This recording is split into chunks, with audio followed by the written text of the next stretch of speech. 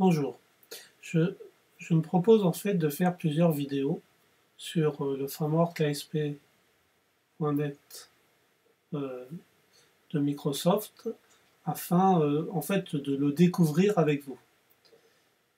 Voilà, parce qu'en fait des documents vidéo sur ce framework en français sont très rares, donc je ne suis pas un expert dans ce domaine-là, mais vu que les experts ont autre chose à faire que de nous faire des vidéos en français, ben, ça serait bien que ceux qui débutent ou même qui sont sur un niveau intermédiaire puissent expliquer ce qu'ils connaissent sur ce framework. Voilà, donc moi je me suis basé sur ASP.NET puisque c'est ce qui m'intéresse actuellement, et la version 5 du framework, puisqu'elle est très intéressante. Donc je vais en parler un petit peu, mais donc dans d'autres vidéos qui seront, je vais faire des petites vidéos courtes plutôt que des grandes vidéos qui sont trop longues à regarder. Mais je vais d'abord présenter mon environnement. Donc mon environnement, c'est l'environnement Mac, il y a deux écrans. Euh, Visual Studio, lui, fonctionne sur PC, donc j'ai utilisé une machine virtuelle avec un système qui s'appelle VMware Fusion. Il y en a un autre qui s'appelle Parallel Desktop, mais que je trouve moins performant. Donc VMware Fusion permet d'avoir une machine virtuelle, et dans la machine virtuelle, j'ai Windows 10 sur lequel j'ai installé une version de Microsoft Visual Studio 2015, la dernière version avec les dernières releases. Voilà mon environnement de travail. Donc c'est à partir de là que je vais essayer de parler d'ASP.NET. Donc, je vais vous parler un petit peu de ce que c'est que ce système, ASP.NET 5, version 5. On trouve beaucoup de docs là-dessus, tout le monde en parle. Enfin, toutes les jeunes personnes qui en parlent à peu près de ça. La première chose dont il parle, c'est de ce qu'il y a de nouveau. Et en particulier, il parle de la façon dont est structuré un projet.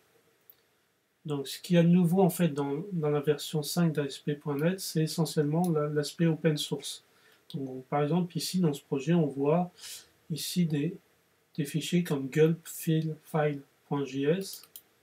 C'est rien d'autre qu'un fichier de configuration open source que tout le monde utilise, par exemple dans la microsphère JavaScript, pour créer des tâches. Par exemple, ici, pour minifier des fichiers JavaScript ou des fichiers CSS.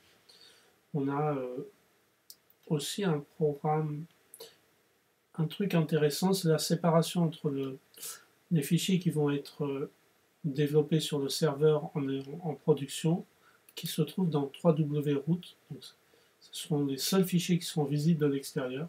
Tous les autres ne peuvent pas être accessibles de l'extérieur. Voilà, donc il y a cette séparation. Un truc intéressant aussi, c'est ce qu'on appelle le nugget, c'est-à-dire que vous mettez,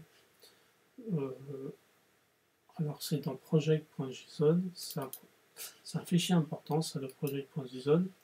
Vous mettez ce dont vous avez besoin pour votre projet, juste ce que vous avez besoin, et il va aller chercher sur un site, donc un dépôt, les différents packages NuGet qui permettent à votre application de fonctionner. Mais il n'utilisera que ces packages-là. Il ne va pas utiliser plein d'autres packages dont vous n'avez pas besoin. C'est une certaine modularité en quelque sorte. Ça permet de réduire la taille du fichier de votre projet et d'avoir exactement ce dont vous avez besoin. Alors il est très modulaire, hein. Vous voyez ici on peut par exemple définir où on veut faire fonctionner notre application web.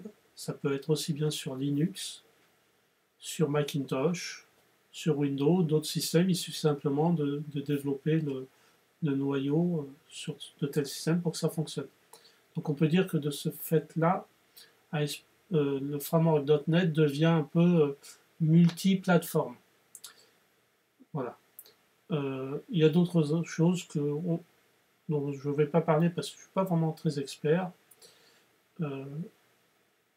Mais on trouve énormément de docs sur l'explication de la structure d'un projet ASP.NET 5. Voilà. Donc c'est à partir de là que je vais commencer à vous parler de certaines choses que j'ai découvertes, d'autres choses que j'arrive pas à comprendre, et peut-être que dans les commentaires, vous pourrez m'aider, nous aider tous à mieux comprendre cette plateforme. Donc, l'avantage des vidéos que je propose, moi, c'est qu'elles sont en français. Donc voilà. Elles ne sont pas nécessairement techniquement au point, mais bon, elles peuvent peut-être aider. Voilà, à bientôt pour d'autres vidéos.